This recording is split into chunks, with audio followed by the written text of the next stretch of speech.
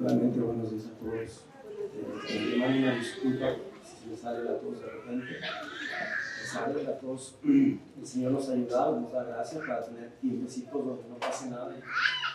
Pues gracias y gloria sea a Él por la oportunidad que nos da. No puedo olvidar las palabras del hermano Joseph Urban, que dice que cuando el predicador está enfermo, Dios da una gracia especial para poder compartir. Así que es con esa gracia dependiente en Él que vamos a llevar a cabo la predicación de este día.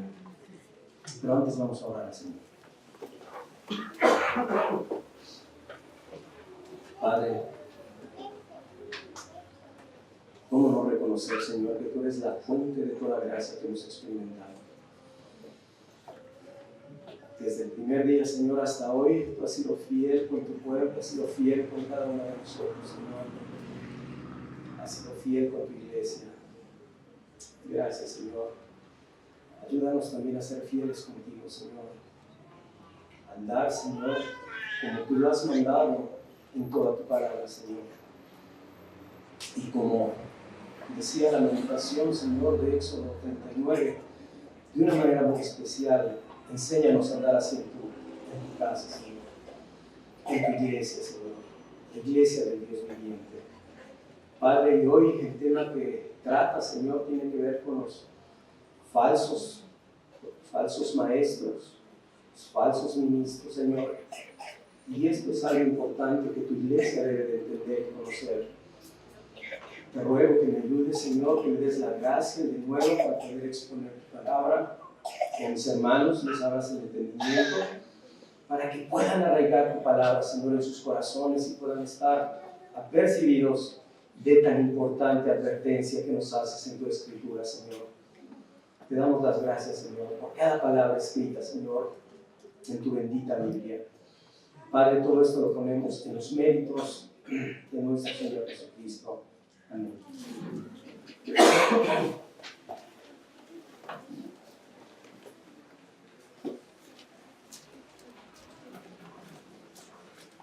Si gustan ponerse en pie para leer la palabra del Señor.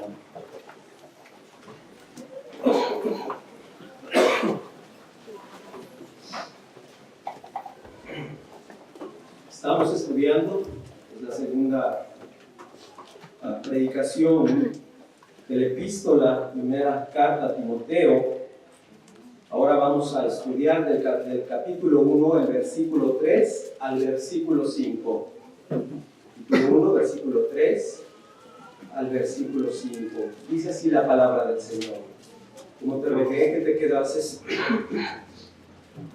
en Éfeso cuando fui a Macedonia, para que mandases a algunos que no enseñen diferente doctrina, ni presten atención a fábulas y genealogías interminables, que acarrean disputas más bien que edificación de Dios, que es por fe.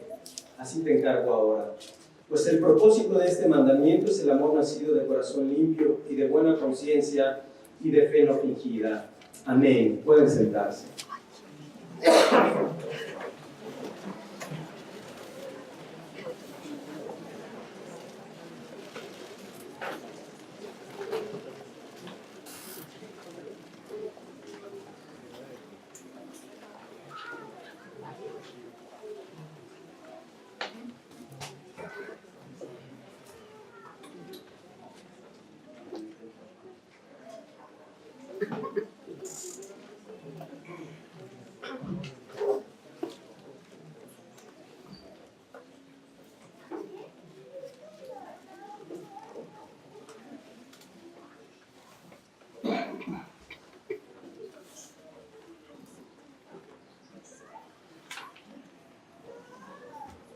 Primera de Timoteo junto con segunda de Timoteo y Tito.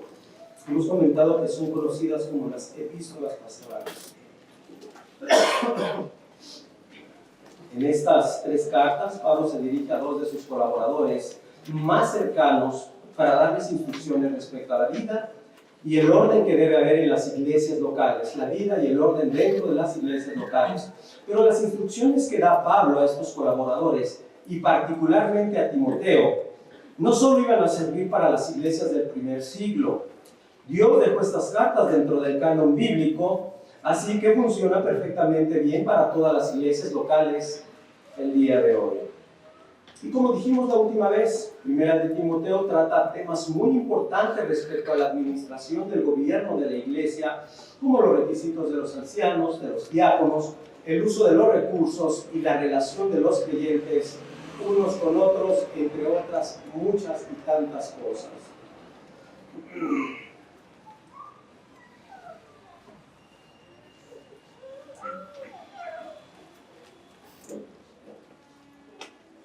Pero el otro tema que Pablo enfatiza en esta carta es respecto a la sana doctrina, los falsos maestros. Este era un asunto que estaba directamente o afectaba directamente la salud de las iglesias y era necesario tomar este punto a tratar de manera inmediata. Ahora bien, en el versículo 1 vimos que Pablo le escribe a Timoteo de una manera muy formal, tú recordarás. A pesar de tener una relación estrecha, cercana, íntima con su amado discípulo, era necesario que este verdadero hijo en la fe, y recordamos verdadero hijo en la fe, alguien que era genuino, alguien que había experimentado verdaderamente una conversión, sintiera el peso de las palabras contenidas en esta carta. Por lo que Pablo pone el sello de su autoridad diciendo: Pablo, apóstol de Jesucristo, por mandato de Dios nuestro Salvador. Luego en el versículo 2 agrega las palabras gracia, misericordia y paz de Dios nuestro Padre y de Cristo Jesús nuestro Señor. El principal propósito de esto era fortalecerlo y animarlo ante la difícil tarea que él tenía ya por delante. ¿Cuál tarea? Enfrentar a los falsos maestros. Timoteo debería recordar que Dios le concedería todas y cada una de estas bendiciones que Pablo le está recordando en este versículo, en medio de sus diferentes dificultades por las que va a atravesar. Después de decir esto, Pablo no continúa alabando a Dios como lo recordamos que lo hizo en el libro de Efesios, capítulo 1, versículo 3, diciendo: bendito sea el Dios Padre de nuestro Señor Jesucristo, etc. Y tampoco dando algún otro tipo de agradecimiento como lo vemos en Primera de Corintios, sino que se da directamente al asunto que le preocupa, al asunto que era urgente tratar. Primera de Timoteo, capítulo 1, versículo 3. Como te rogué que te quedases en Éfeso cuando fui a Macedonia, para que mandases a algunos que no enseñen diferente doctrina. Es muy probable que Pablo, antes de partir hacia Macedonia, cuando fui a Macedonia, antes de partir a Macedonia, había estado en la ciudad de Éfeso junto a su discípulo Timoteo. Esto quizás se debe haber llevado a cabo después de su primera liberación, después de su primer encarcelamiento. Una de las cosas que llaman la atención del apóstol Pablo siempre es su actitud hacia la alabanza del reino de los cielos. Después de haber sido liberado de ese primer encarcelamiento, en lugar de tomar un breve reposo para meditar en todo lo que había experimentado, Pablo continúa con sus viajes misioneros y sale rumbo a Éfeso. Va rumbo a Éfeso porque está muy preocupado con la condición espiritual de esta, su muy querida iglesia. No solamente hace eso, sino en el ínter de viajar hacia Éfeso pasa a Colosas, pasa y saluda a su muy amado amigo Filemón, a un hombre sobrenatural, el apóstol Pablo. Así que era necesario conocer ese estado de esa iglesia de Éfeso para dar las indicaciones pertinentes.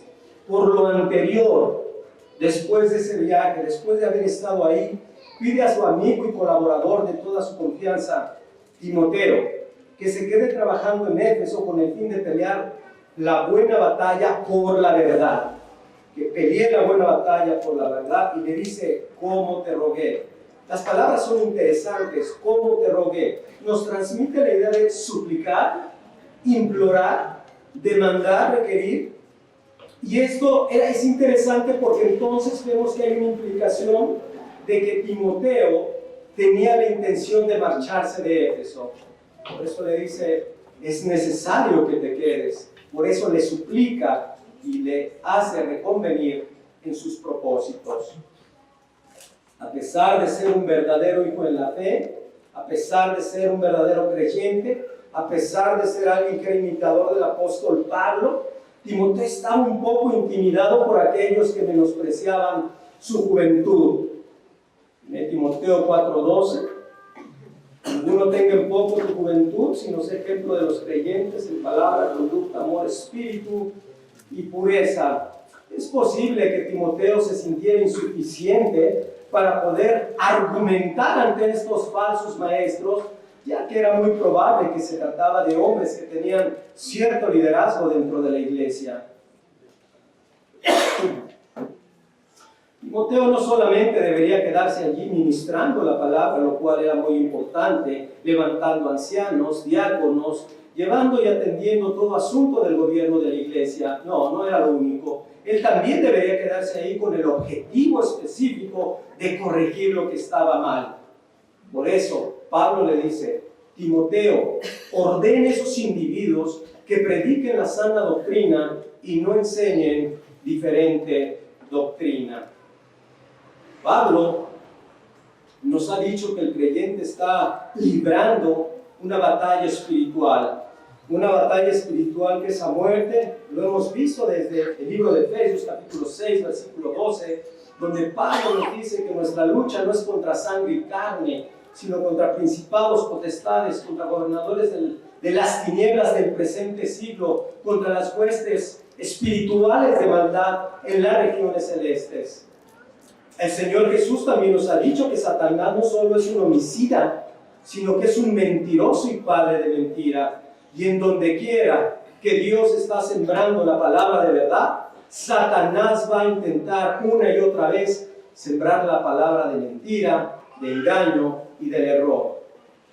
Una de las maneras en que Satanás va a buscar o buscará de manera persistente destruir al pueblo de Dios es mediante la infiltración de falsas doctrinas. Esto ha sido una lucha constante a lo largo de la historia de la iglesia.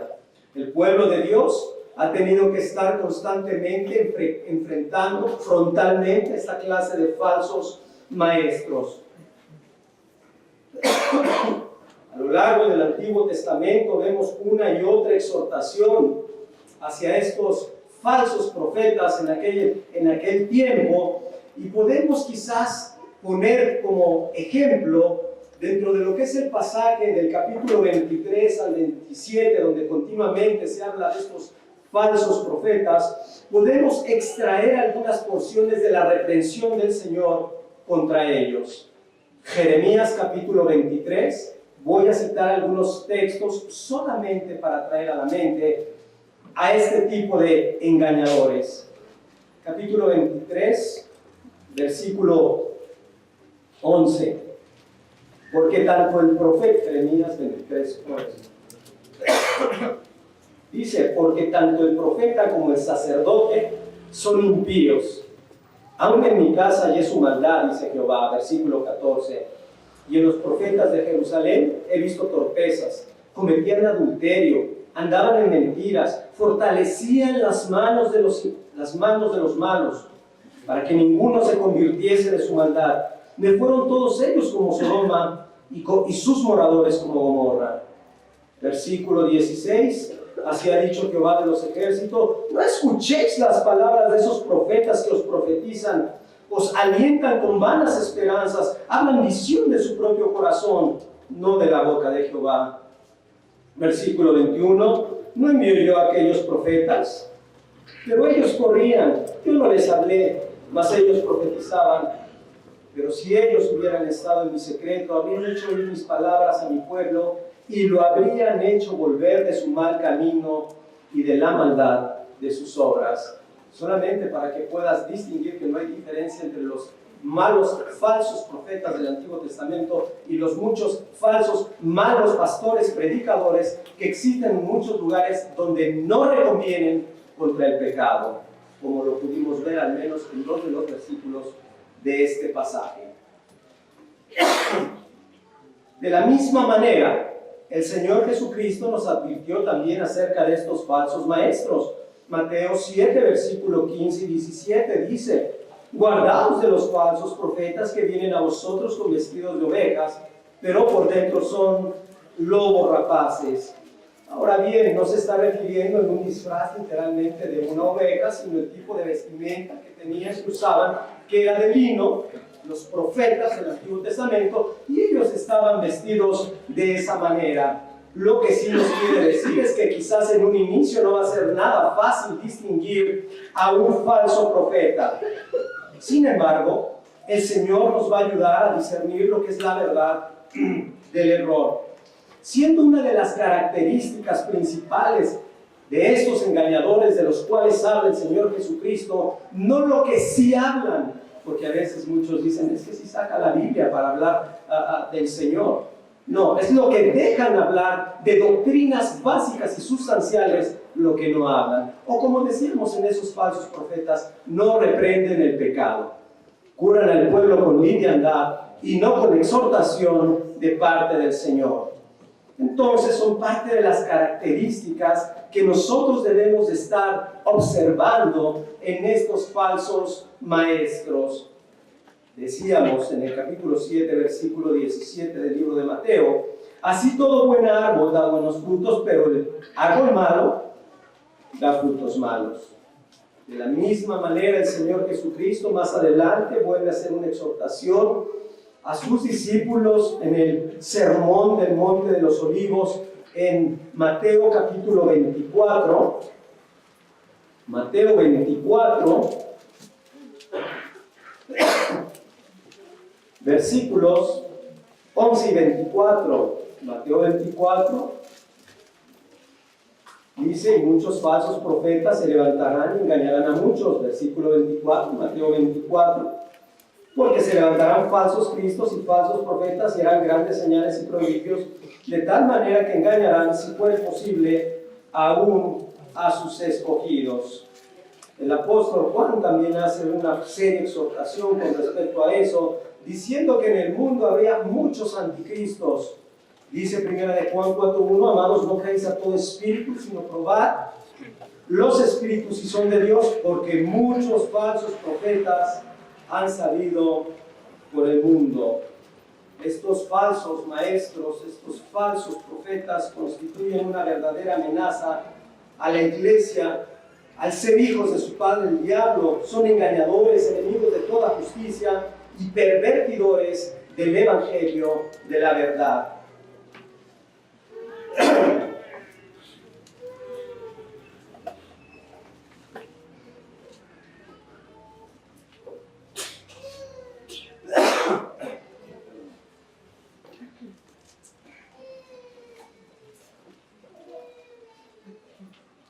La iglesia de Éfeso fue una de las iglesias más sólidas de la iglesia temprana.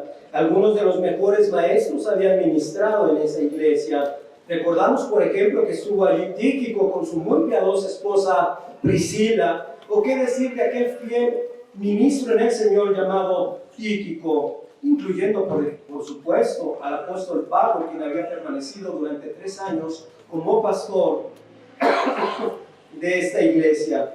Pero a pesar de esto, a pesar de haber estado muy fundamentada en la doctrina, no pudieron ser librados de la influencia de estos malos maestros.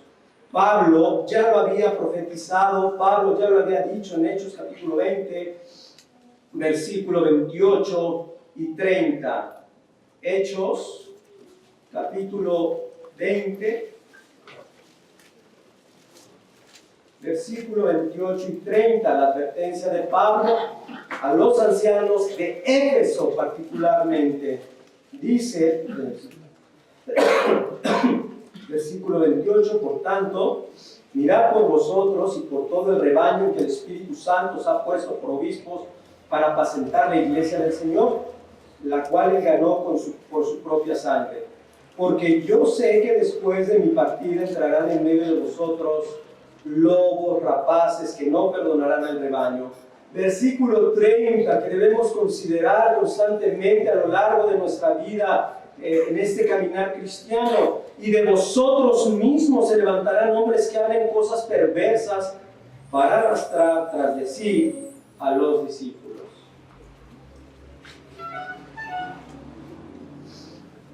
En su estancia en Éfeso, el apóstol Pablo se percata de esto e inicia la limpieza propiamente de la iglesia. Pero al tener que partir hacia Macedonia, instruye a Timoteo para continuar con este trabajo. Podemos dar algunas razones por las cuales vemos que es muy probable que se trataba de hombres que tenían cierto liderazgo o quizás eran inclusive ancianos dentro de esta iglesia o aún de todas aquellas iglesias vecinas o como lo hemos expresado de Asia Menor. En primer lugar, para tratar de entender que efectivamente eran ancianos, por lo cual era más peligroso lo que estaba en este momento Timoteo, el trabajo que tenía Timoteo, vamos a ver por qué Pablo tenía que darle tanta fuerza y tanto ánimo para seguir adelante.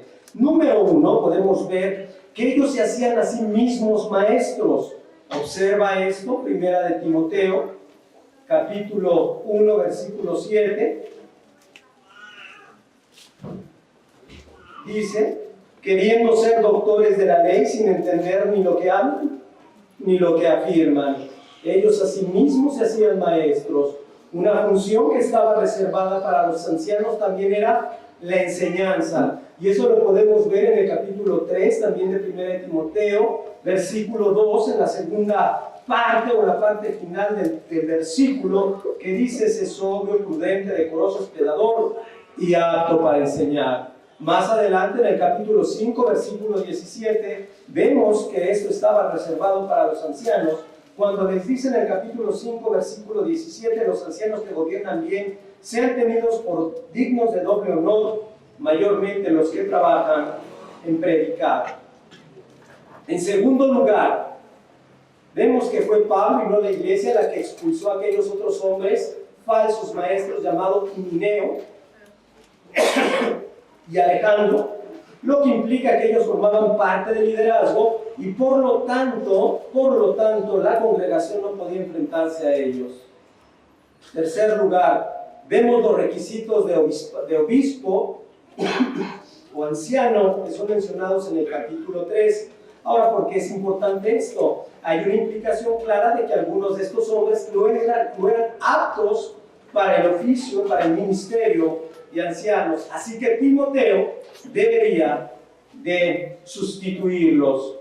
Sería similar a las palabras que Pablo habló con Tito en el capítulo 1, diciéndole, para eso te dejé en Creta, para que corrigieses lo deficiente. Y después empieza a hablar de las diferentes características de los ancianos y de los diáconos. Tercero,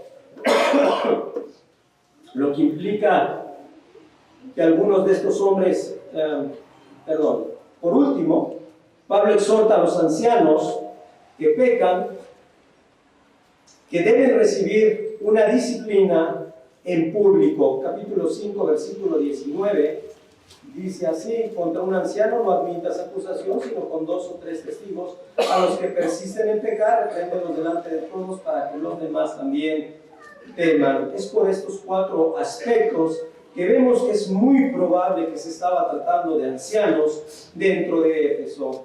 Ahora, esta advertencia, como lo hemos dicho, está dentro del canon bíblico, así que no solamente era para algo especial y específico para Éfeso, representa una advertencia tanto para la iglesia temprana, pero también para cada uno de nosotros, para cada una de las iglesias locales, bíblicas, que el Señor ha levantado. Lo que le ha sucedido a esta iglesia le puede acontecer a cualquier otra que se esfuerce por predicar la verdad. Experimentará de una manera u de otra la intromisión de estos falsos maestros. Como lo veíamos en el texto de Hechos 20, algunos vendrán de fuera.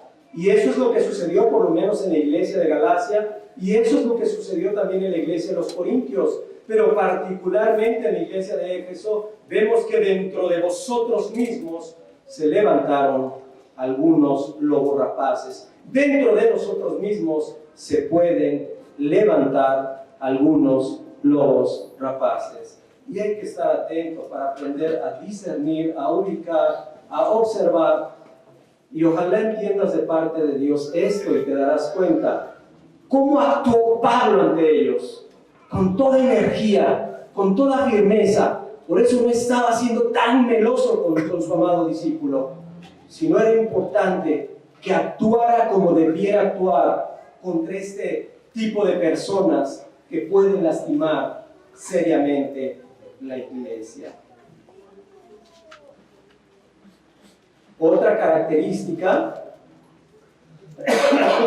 particular de estos hombres es que no guían hacia Cristo. Escucha sus palabras. Normalmente son hombres ensimismados en ellos mismos.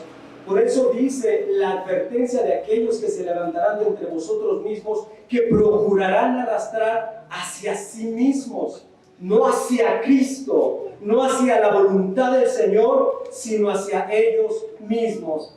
Hay que aprender a discernir la forma en que hablan las personas. Arrastrarán tras de sí. Son hombres astutos, son hombres que tienen apariencia de piedad, pero niegan la eficacia de ella. Un buen ejemplo lo da el apóstol Pablo en la segunda carta a los Corintios, capítulo 11, versículos 14 y 15. Segunda de Corintios,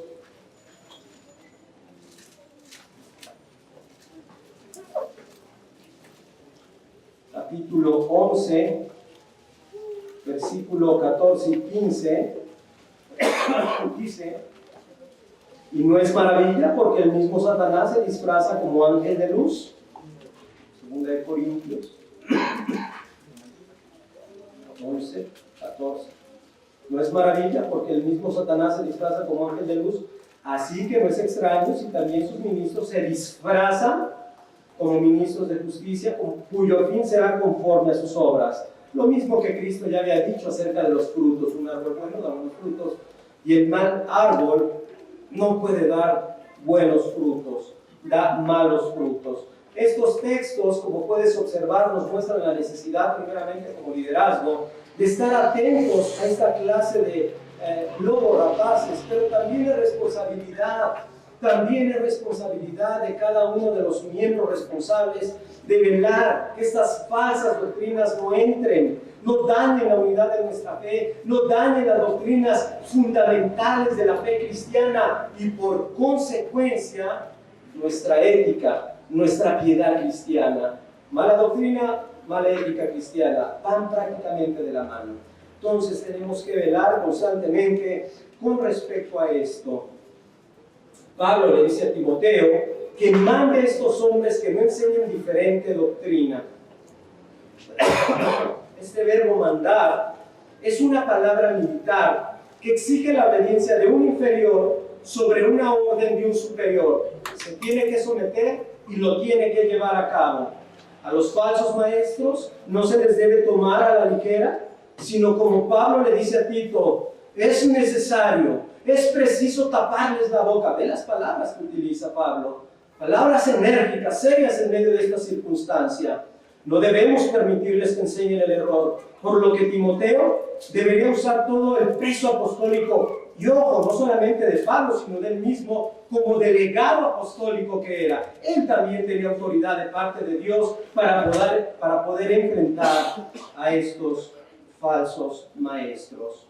Pablo se refiere a estos falsos maestros también, te das cuenta en el texto, dice algunos.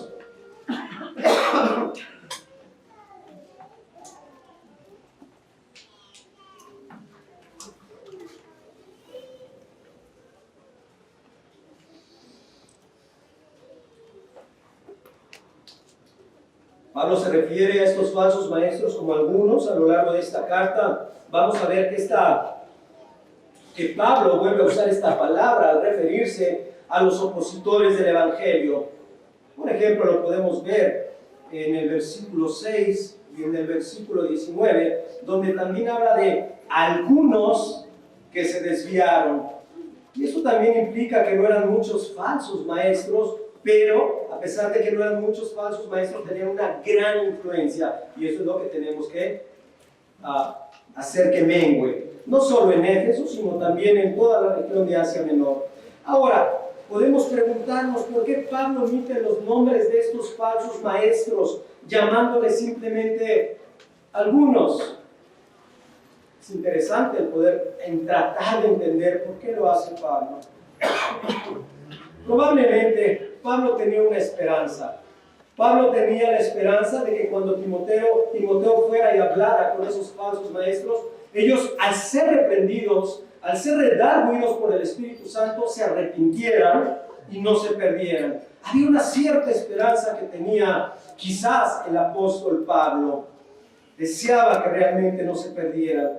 Tal vez no habían llegado quizás, por otro lado, a los errores a los grandes y graves errores que habían cometido, por ejemplo, Himeneo y Alejandro. ¿Recuerdas de ello? Pablo mismo se encargó de ellos. Pablo mismo los expulsó y dice que los entregó aún a Satanás. Pero ahí sí los nombra. Es interesante. Nombra Himeneo y Alejandro, pero no nombra algunos. ¿Qué podemos tratar de entender en esta parte? Que por supuesto el apóstol Pablo tenía un discernimiento espiritual. Él había estado presente, había iniciado la limpieza de estos falsos maestros, corriendo a los que eran más urgentes, pero no había acabado toda la tarea. Entonces, alcanza a percibir que quizás puedan alcanzar alguna misericordia y extiende el cetro hacia ellos, por si quizás se arrepintiesen. Y a veces pasa así en las disciplinas del Señor. Algunas tenemos que actuar con toda rigor, tal como lo marca la Escritura. Pero en otras ocasiones quizás tenemos que esperar en la misericordia de Dios y es tratado de una manera diferente. Buscamos el discernimiento para no actuar de manera generalizada en todos los aspectos y asuntos, como si no hubiera alguna diferencia entre circunstancia y circunstancia. Timoteo debía demandar a estos hombres a que solo prediquen la sana doctrina, es decir, la verdad revelada en la enseñanza apostólica. La verdad revelada en la enseñanza apostólica, la verdad del Evangelio del Señor Jesucristo. La enseñanza de los apóstoles era y sigue siendo la norma por la cual debe de juzgarse toda la demás enseñanza. Así lo dice Efesios capítulo 2, versículo 19 y 20. Nos da esa implicación muy clara, Efesios 2, 19 y 20. Dice: así que ya no sois extranjeros ni advenedizos, sino conciudadanos de los santos y miembros de la familia de Dios, edificados sobre el fundamento de los apóstoles y profetas, siendo la principal piedra del ángulo Jesucristo mismo. Apóstoles y los profetas que fueron los instrumentos para revelar la voluntad de Dios. Es esta verdad revelada que da verdadero crecimiento, que da madurez, que da estabilidad a las iglesias del Señor. Efesios 4:11 también lo podemos ver, que está totalmente claro en este pasaje. Efesios 4:11 dice: el mismo constituyó a unos apóstoles, a otros profetas, a otros evangelistas, a otros pastores y maestros, a fin de perfeccionar a los santos para la obra del ministerio, para la edificación del cuerpo de Cristo. Entonces es muy importante que nos ciñamos a la verdad revelada de la enseñanza apostólica. Ahora, debemos recordar también las palabras de Pablo que le dice a los Gálatas en el capítulo 1 acerca de esa exhortación que les dice: ¿quién nos fascinó? Les dice Pablo a los Gálatas en el capítulo 1, versículos 6 al 8, diciéndoles: estoy maravillado de que tan pronto os hayáis alejado de aquel que os llamó por la gracia de Cristo para seguir un evangelio diferente. No que haya otro, dice Pablo, sino que hay algunos que perturban y quieren pervertir el evangelio de Cristo. Y Pablo hace una aclaración nuevamente apostólica, mas si aún nosotros, hablando de los apóstoles, un ángel del cielo os anunciara un evangelio diferente, dice Pablo que el que os hemos anunciado sea anatema, esté bajo la maldición del Dios Altísimo. El evangelio nunca debe ser diluido, el evangelio nunca debe ser modificado o puesto a algún lado como si no tuviera la importancia que debe de tomar, que debe de tener. Por eso Pablo dijo a los romanos en el capítulo 1, versículo 16, que el evangelio es poder de Dios para salvación. El evangelio es poder de Dios para salvación. Es el único mensaje que puede dar vida a los muertos. Por eso la importancia de hacer callar estos falsos y miserables maestros. Ahora bien, ¿qué estaban enseñando estos maestros? Ya llegamos a un punto, ya podemos identificar algunas características de ellos, debemos estar apercibidos, pero ahora, ¿qué es lo que estaban enseñando? ¿Cuál era el fruto de esa enseñanza? Leámoslo en 1 Timoteo capítulo 1, versículo 4.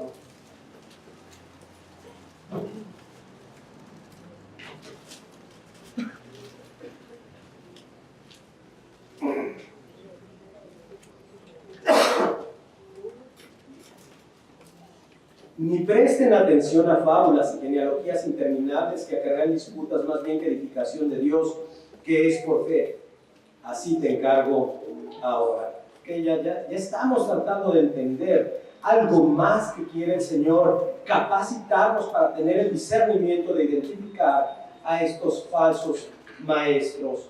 Después de describir entonces cómo son estos falsos maestros, Pablo nos muestra de una manera muy específica, Pablo nos está mostrando de una manera más específica cuál era su error. Se trataba entonces, de acuerdo al texto, de fábulas y genealogías interminables. Dicho de esta manera, leyendas e historias fantasiosas que habían sido creadas por el hombre.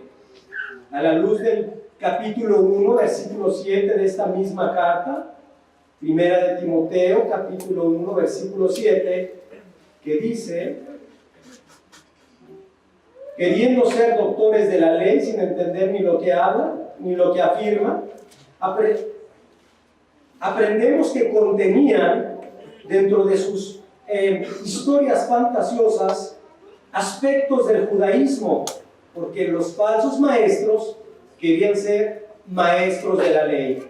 Las fábulas, las genealogías interminables, usualmente estaban relacionadas con interpretaciones interminables que se agregaban al relato sagrado, que se añadían a la escritura. Eran parte, inclusive en un momento, del menú regular de la sinagoga. ¿Te das una idea? En un momento dado llegaron a ser parte del menú regular. Después de esto, estos escritos fueron añadidos al Talmud por medio de unos escritos rabínicos llamados Hágada, o dentro de una porción llamada Hágada. Así que estos falsos maestros estaban desviando a los hermanos a escuchar largas historias fantasiosas, haciéndoles creer que estas doctrinas de demonios podrían ser la verdad de Dios. Esto lo vemos en el capítulo 4, versículo 1. Pablo dice, pero el Espíritu, 1 Timoteo 4:1, pero el Espíritu dice claramente que en los postreros tiempos algunos apostatarán de la fe, escuchando espíritus engañadores y doctrinas de demonios. Ahora, por otro lado, vemos cómo Pablo reprende y ridiculiza a estos falsos maestros, llamándoles fábulas profanas y de viejas. El término profano tiene que ver con palabrería mundana, palabrería vana, y por otro lado, la palabra viejas se puede interpretar como un insulto común que utilizaban los griegos para describir a aquellas personas que no tenían educación o que tenían una pobre sofisticación filosófica. Así entonces, todas estas enseñanzas falsas, las genealogías, los mitos, pero tomaban también de alguna manera parte del Antiguo Testamento, finalmente eran vanas, inútiles y contrarios al Evangelio de la verdad.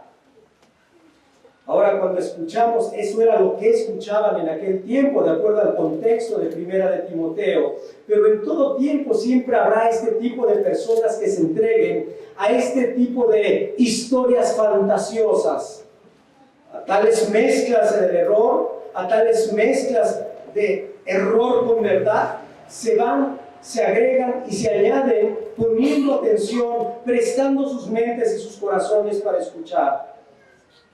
Aún muchos de ellos llegan a creer que estas adulteraciones son las que tienen cierta importancia, como por ejemplo cuando se ponen a hablar, y de esto nos ha tocado dentro de esta congregación, discusiones con respecto al libro de Enoch, y no lo sacas de ahí. ¿Qué decir de otras cosas parecidas? Les gusta sostener debates extremos con respecto a fechas, con respecto a definiciones. De este modo, lo que están haciendo es lo que hicieron los fariseos, poniendo la tradición humana por encima de la ley de Dios. En nuestros días se presenta el mismo error, pero de diferentes formas. En lugar de estudiar la palabra infalible de Dios, ¿qué es lo que prefieren muchas personas?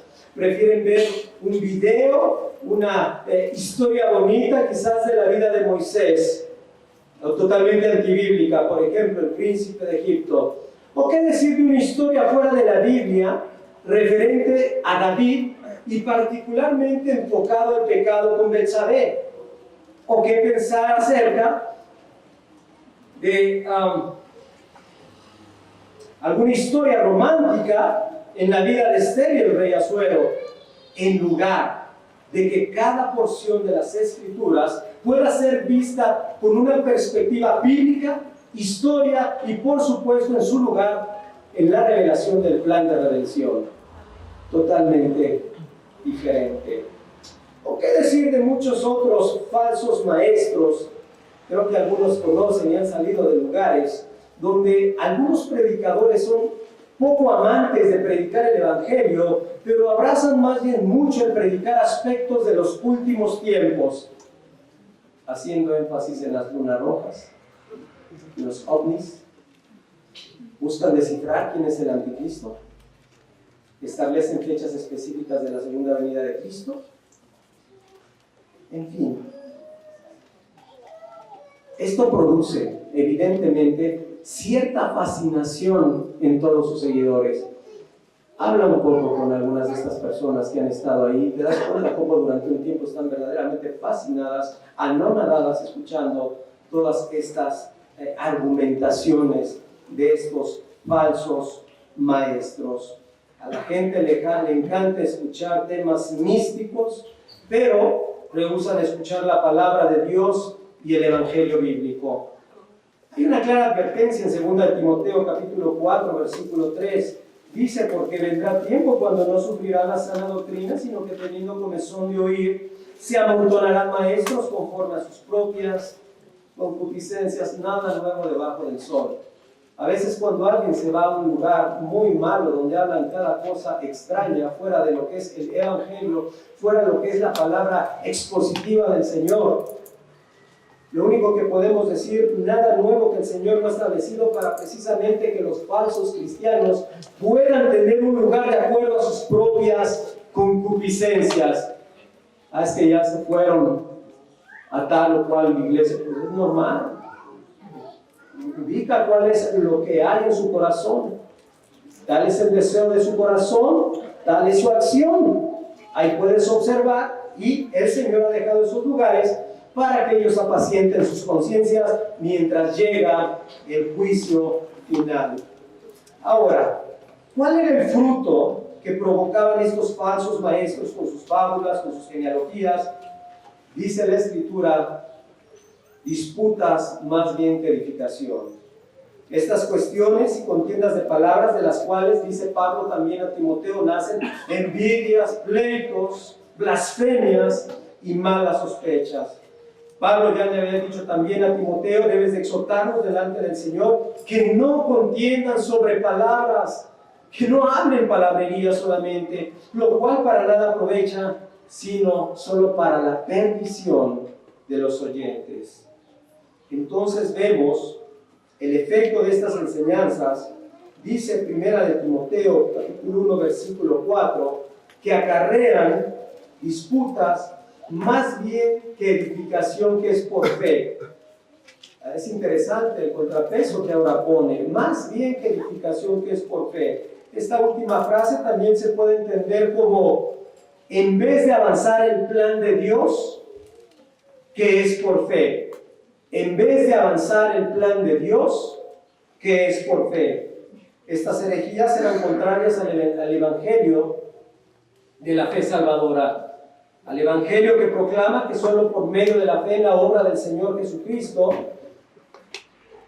se puede ser salvo sin el esfuerzo humano, en contraste, por supuesto, con cualquier otro sistema, con cualquier otra religión que intenta ganar la salvación mediante las obras y el propio esfuerzo humano. Los falsos maestros de Éfeso, como todos los demás falsos maestros, ofrecían este tipo de camino que requería el esfuerzo humano de alguno o de otro tipo de legalismo para poder ser salvos.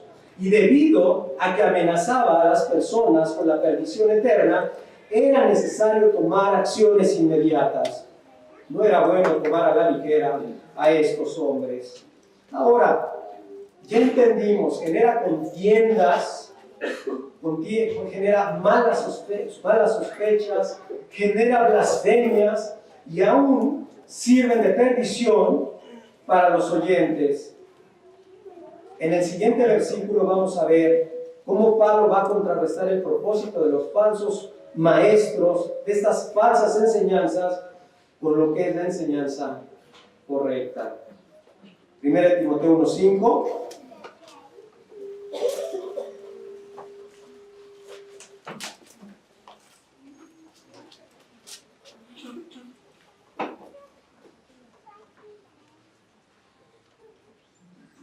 Dice, pues el propósito de este mandamiento es el amor nacido de corazón limpio, de buena conciencia y de fe no fingida.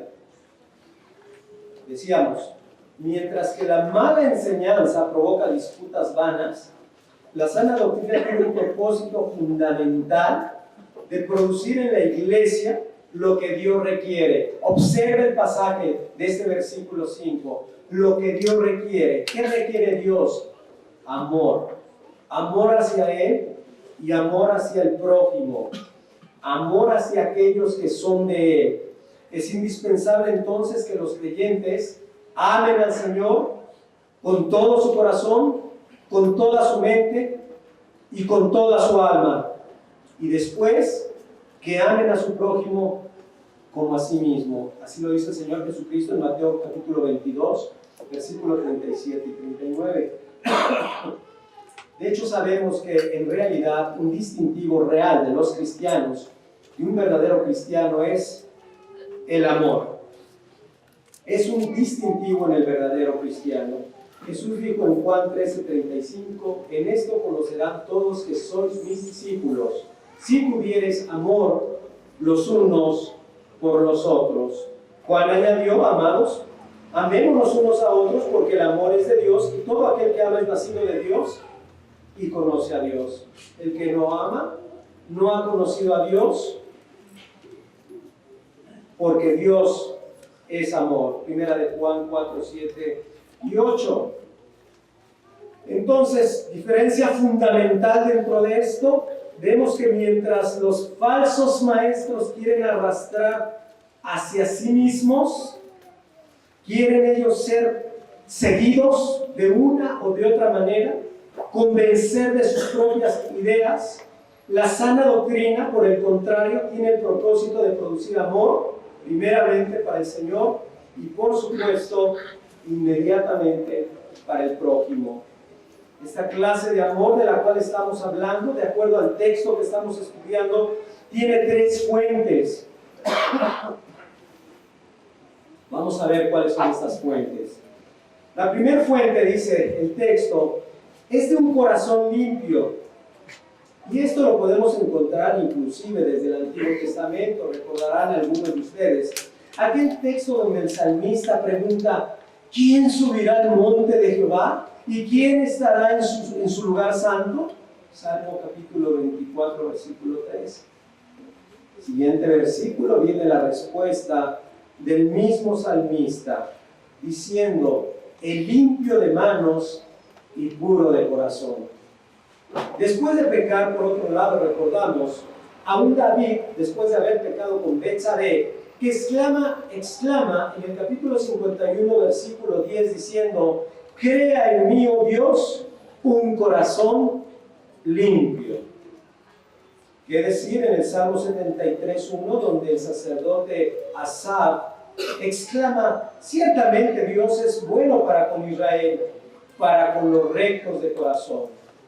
Un corazón regenerado, un corazón bueno para con Dios, para con Israel, un corazón regenerado de acuerdo a lo que dice Tito 3:5, más un corazón de obediencia, como lo dice Romanos 6:17, constituye un corazón limpio. Pero tú no puedes amar verdaderamente a menos de que Dios cambie tu corazón por el Espíritu Santo. Entonces, necesitamos un corazón limpio. Primer aspecto, propósito del mandamiento es el amor nacido del corazón limpio. Segundo requisito, previo para el amor, es tener una buena conciencia para con el Señor. Dice, y buena conciencia, el párrafo. La conciencia es la facultad que tiene el hombre, creada por Dios, de juzgarse a sí mismo, pero de juzgarse a sí mismo de acuerdo a la ley de Dios. Juzgarse a sí mismo de acuerdo a la ley de Dios. Recordamos que el libro de Romanos habla algo respecto a esto en el capítulo 2, versículos 14 y 15, donde dice que ella nos defiende o ella nos acusa en nuestros razonamientos. La mente conoce lo que es bueno y lo que es malo, ojo, según los estándares de Dios. Cuando se viola esta norma, la conciencia reacciona para acusar, para producir culpabilidad, para producir vergüenza, para producir duda, para producir temor, para producir remordimiento y aún desesperación. Pero cuando cuando no somos acusados de una mala conciencia, ¿qué tenemos? Dice la Escritura, tenemos paz para con Dios, tenemos esperanza, tenemos gozo, inclusive Pablo sabe, vas a tener más valor para enfrentar las circunstancias que tengas que enfrentar.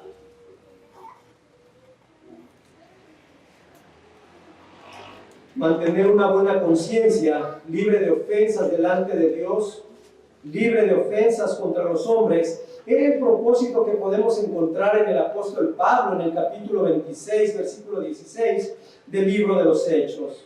Así que nosotros necesitamos una buena conciencia, primeramente para que amemos a Dios y por supuesto para que podamos amar a nuestro prójimo. Una conciencia que se conforme a ¿qué?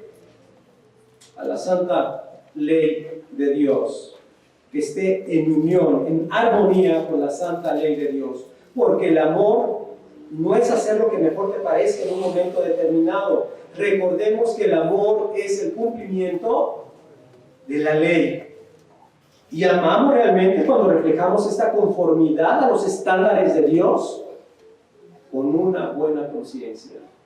Repito, amamos realmente cuando reflejamos esta conformidad a los estándares de Dios con una buena conciencia. El último aspecto importante para poder contrarrestar, para poder tener este amor del cual nos habla el apóstol Pablo, y es el que nace de una fe no fingida, dice la última porción del versículo que estamos estudiando, una en la que no hay fingimiento, no es una fe que solo tiene un acuerdo intelectual con respecto al Evangelio, no es una profesión de fe externa solamente, sino es una fe que puede abrazar el Evangelio y todas las promesas de Dios que están contenidas en su palabra. Y podríamos especificar o hacer un énfasis particular, ¿qué es la fe que se aferra solamente en el Evangelio?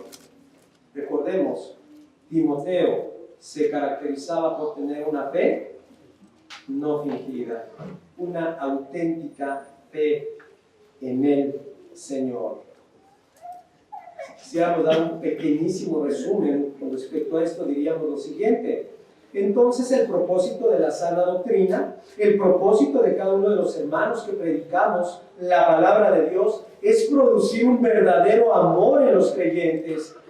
Primeramente amor para con Dios, inmediatamente amor para con los que Él ama.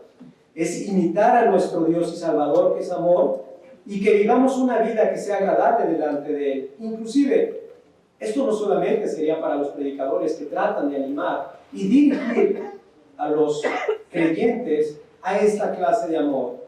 Esto también te incluye a ti, si eres padre, si eres madre. También debe de ser uno de tus objetivos para con tus hijos, para con tu esposa, para con tu familia.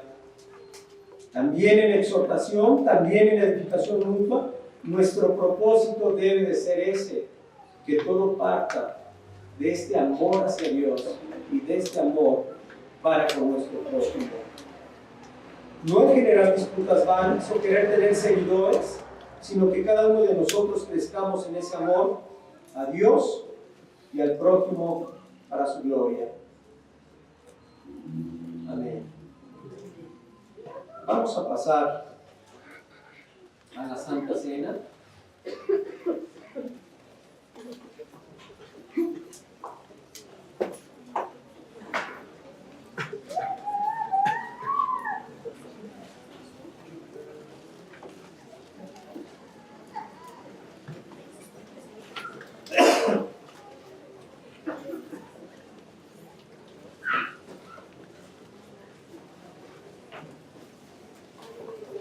Tú no estás en Cristo, corre en arrepentimiento a Él. Para tener esta clase de amor es necesario que te arrepientas, es necesario que acudas a Él. Solamente Él puede hacer esa obra dentro del corazón, limpiarlo, hacer un corazón limpio. Solamente Él puede proveer esa fe genuina. Solamente Él puede limpiar nuestras conciencias. Así que te animo, te ruego, como dice el apóstol Pablo, como inclusive le dice a Timoteo, te ruego que corras a Él en arrepentimiento. En la Santa Cena nos va a recordar parte del amor, algunos aspectos de ese tan grande amor que hemos recibido de Dios en Cristo. Ahora hemos hablado en la última parte de la predicación del amor y los tres aspectos que son indispensables para que nosotros podamos tener la clase de amor que Dios nos está requiriendo.